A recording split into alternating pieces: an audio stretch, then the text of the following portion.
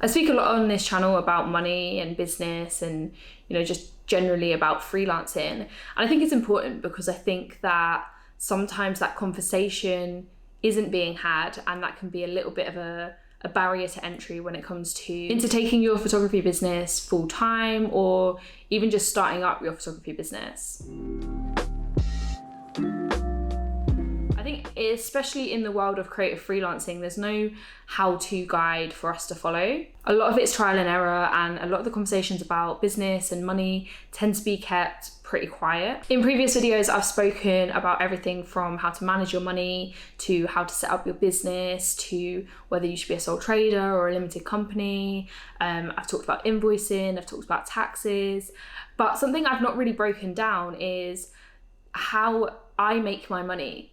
So for those of you who don't know who I am or who are new to the channel, my name is Sophia Carey and I am a full-time photographer based in the UK. In today's video, I'm going to be talking in percentages, and I'm going to be breaking down my income of the last 6 months or so into percentages rather than specific numbers, because I don't think that the actual number is that important in this video. I think what's interesting, hopefully, to you guys will be how much of my income is made up of this genre of work or this niche. And hopefully that gives you a good indicator of how me working in my particular area, I live in Manchester, I'm from London, I work between the two and I travel a lot, can make my money where the demand for my services is, and maybe you can implement that within your own practice. You can take from all of this as you please. But hopefully it gives you a little bit of an insight into how I work as a full-time freelance photographer. And also I'm not just going to be talking about photography, so I'm going to be talking about everything I do. So whether that is YouTube, Skillshare, or my freelance photography, I'm going to be covering like a breakdown of all of that so you can kind of see which streams of income are the most fruitful for me. And a disclaimer that when I'm talking about income, I'm not talking about profit.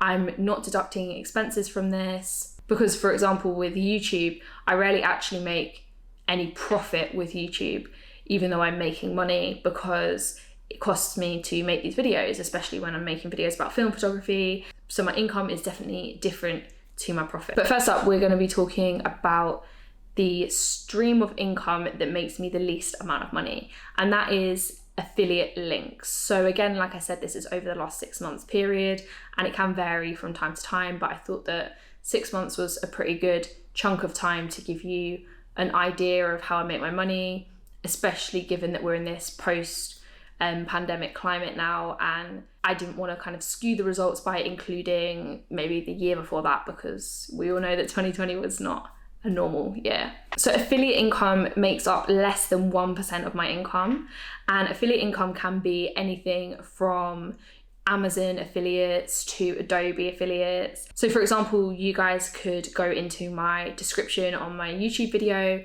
and browse my equipment. It will send you to an Amazon shop. If you make any purchases on Amazon, then I'll get a kickback at no extra charge to you, but that's how it works with Amazon affiliates. They reward their affiliate members for driving sales to their site. For me, I've not really found this to be very fruitful. I really do treat it just as a passive form of income. Any money I make from that is great, but I'm not relying on it and it's not making me a lot of money. I don't really push affiliate links, so that's probably why it's not that fruitful for me, whereas other people tend to make, they can make quite a lot of money from this form of income. If you're looking for an extra stream of income, it is something I would still recommend, because even if it makes you enough to get a takeout once a year or once a month or however much you're making, it's a good form of income for effectively doing not a lot. Next up, also at less than 1%, is renting gear. So I rent out some of my equipment that I don't use that often using a site called Fat Llama. This is something I don't do very often. I don't have much equipment listed on there, but it is a great way to kind of make back the money that you might have spent on something you've invested in.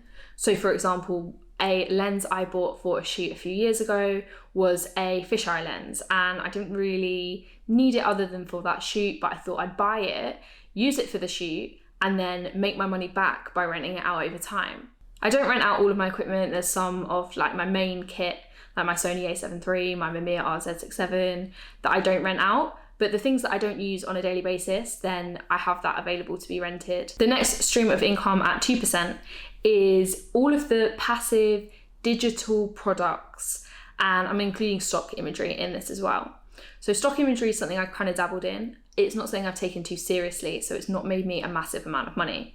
But stock imagery, the presets that I sell on my website, my Lightroom presets, things on Redbubble that I've put up over the years, you know, really passive forms of income that occasionally make me a little bit of money. So the next stream of income is actually photography. It's my freelance work, and more specifically, it's working with models. So it's working with models on building their portfolios, those kind of shoots. When I was putting together this list, this actually really surprised me because I thought that it would have been making me a lot more money than it has. But yeah, headshots, these kind of portfolio building sessions, obviously is not making me as much money as I thought it has been over the last 6 months. I will say that a few years ago, a lot of my income was made up of models because I worked for a few different modeling agencies that sent me their models, and I tested their models for them over a period of time. But now that's not so much my practice. It's kind of something I do less often, I guess. So it's definitely dropped down in how big a percentage of my income that makes up. And next up is YouTube. So it's this channel, it's Adsense. I'm just talking about Adsense, I'm not talking about sponsorships. So my Adsense, it makes me an all right amount of money, not an amazing amount. Definitely does not cover the expenses that I put into this YouTube channel, which is something I mentioned earlier. But you know, it's a kickback to some of the film costs and some of the time and effort and energy that I put into this channel. So it is nice to see that come back sometimes. Next up is editorial work. And by this, I mean work that is published. So in magazines, in books, those sorts of things. Editorial work isn't actually something that I do that often, but it's something I really enjoy doing and want to be doing more of. So I hope that over time that increases, this percentage of my income from editorial work increases. Next up, and this one surprised me as well, is headshots. I didn't think that I did that many headshot shoots, but apparently I do. And headshots can be, you know, anything for people who need personal branding photos, actors, anyone that, you know, isn't a model, but it's not press shot. It's more like a headshot, personal branding style. So coming in after headshots is my sponsorships, and this is across YouTube, Instagram, collaborations that I've done that are kind of like advertisements across TikTok, Instagram, YouTube, my social platforms. Sponsorships can be a really great way to kind of make YouTube more financially sustainable. You know, like I was saying, Adsense doesn't really give you that much back for the amount of time, energy, and money you put into YouTube, but having sponsors on this channel, on my Instagram, does really help me to, you know, financially sustain the content that I create. And this is a really good opportunity for me to thank the sponsor of today's video, Awesome. Awesome are experts in organizing your business accounts. So you don't have to worry about filing all of your reports, keeping a track of your income and all of that stuff. They do that for you. And using a company like Awesome can make what I'm doing today a lot more of a simple process. The Awesome accountants take care of all your financial admin. They're there for you to chat to whenever you need to. They have, you know, great customer support where you can ask questions about your business. They really help to give you an overview of your finances. So like I'm doing in this video, you can understand what's making you the most money and maybe where to put more of your energy. So if you're interested in utilizing the Awesome software, literally Awesome software, and their amazing accountants, dedicated accountants to help your business and give you a better understanding of what's coming in, what's going out, and where you're making your money, then I'm going to link their amazing services in the description. And you can use my link in the description and the code SOF100 to get a discount from your first Awesome subscription. So next up, and we are into the top 5 now. This is my 5th most valuable stream of income. It is Skillshare. So you guys will know that I create courses on Skillshare, classes on Skillshare about photography, about freelancing, all of that stuff, whether it's editing, whether it is creating photos in low light situations or color theory. I have a range of different classes on Skillshare, which I teach, and I try to teach as regularly as possible. I try to update that content as regularly as possible. And the way that Skillshare works is Skillshare pays you for the minutes that students watch of your class, of your content, and how much they pay you per minute can vary from month to month, season to season. But generally, I found it to be a really solid and valuable stream of income for my business, and one that allows me to keep creating content and focusing on this side of my practice. If you don't know what Skillshare is, other than my kind of ramblings about the fact that I have classes up there, it is a database, I want to say, kind of like a collection of loads of classes from loads of different creators across loads of different topics. And these classes range from 10 minutes to a couple of hours. And you pay your monthly or annual subscription to access all of this content from loads of different creators across loads of different niches. So whether or not you are wanting to learn about photography, you're wanting to learn about business, you're learning about public speaking or knitting, literally anything that you want to learn, you can probably find a course on Skillshare that has been created by creators in that niche, people who are,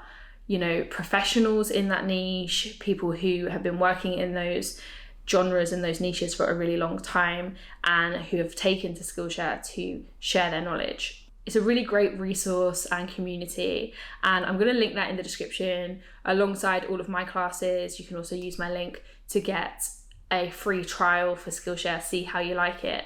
But yeah, 5th most popular income stream for me is Skillshare. So next up, and this one is probably not very surprising, weddings and events. So I've kind of lumped both of these into one, but I'm talking about private events when I'm talking about events in this sense. I'm talking about birthday parties, that sort of thing. So weddings, of course, is a very profitable niche across most markets in the world. Obviously, how much you can make as a wedding photographer does vary on a lot of different factors, including geography, but generally speaking, wedding photography is pretty well paid. I've been shooting weddings personally since I was 17. It's been almost the longest running section of my practice, the thing I've done for the most amount of years. And so it's not surprising to me that weddings is 4th in the list of things that have made up my income in the last 6 months. Next up, again, something that goes right back to my roots as a photographer and something I've done since, day one of my career. And that is music, press shots and campaigns. So we're talking here press shots for musicians, campaigns for their EPs, albums, that kind of work, portraiture mostly. This isn't including live shows and things like that, behind the scenes content. This is just talking about campaigns and press shots. So this is my 3rd most profitable income stream. And then moving very nicely on from music press photography, we are going to go into my 2nd most profitable niche, which is live music photography. Live music photography is something I've done since the very beginning of my career, and it is actually something I took a little bit of a break from when I moved to Manchester about 5 years ago. And it was just after the pandemic that I actually reignited that love and that passion for live music photography, and it's now one of the biggest parts of my career and my practice yet again. And I'm really happy that I can say that because it's something I genuinely do really enjoy.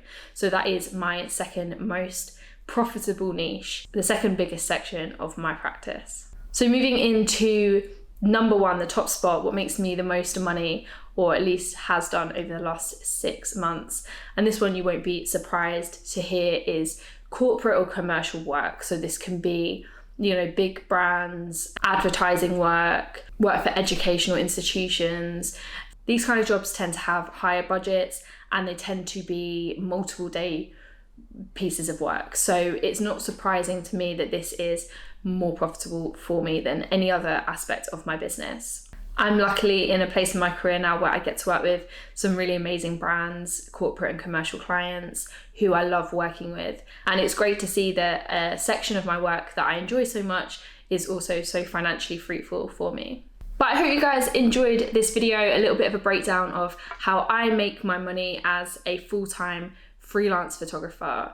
Hopefully it gives you an indicator of how I spend my time, how it was broken up, and keeps me able to afford staying as a freelance photographer and, you know, having a job that I absolutely adore, a job that is different every day and that I feel very lucky and blessed to have. If you have other questions about being a freelance photographer, about money, about business, all of that stuff, then please leave them in the comments. I'm going to be creating more videos over the next few months, and one of the ones that I have been asked to do a lot, and one that is coming very shortly, will be one on pricing. So if you do like this kind of information and you're interested in learning a little bit about how to price yourself as a photographer, then make sure that you are subscribed to the channel, because that will be coming soon. But thank you guys so much for watching, and I will see you in the next one.